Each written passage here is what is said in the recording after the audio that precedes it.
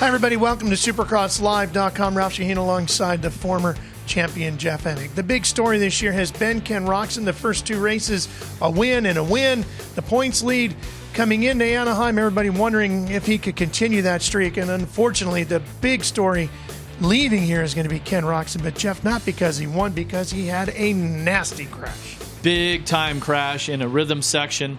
All day long, there were parts of the track that were really deteriorating because of the amount of rain that we've had in Southern California leading into this race.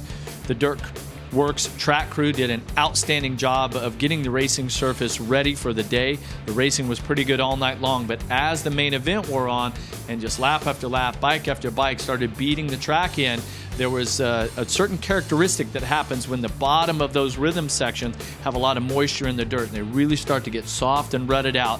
And unfortunately, Ken Roczen, as he was making a charge through the pack after a bad start, was up to third, was charging through, chasing down his teammate, Cole Seeley. He makes a big mistake, hits this little kicker at the bottom in this rhythm section. He goes flying off the bike, and just the outcome is not good for Ken Roczen, who started out with 2 race wins this season. We're certainly not going to speculate on those injuries or what the latest status of Ken Roczen is.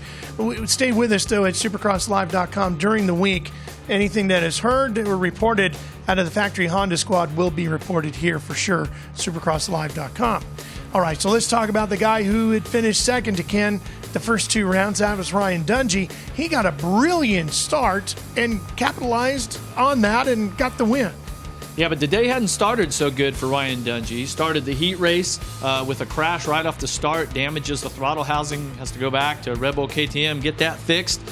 Line up in the semi-qualifiers. So he qualified for the main through the semi. He lines up 13th.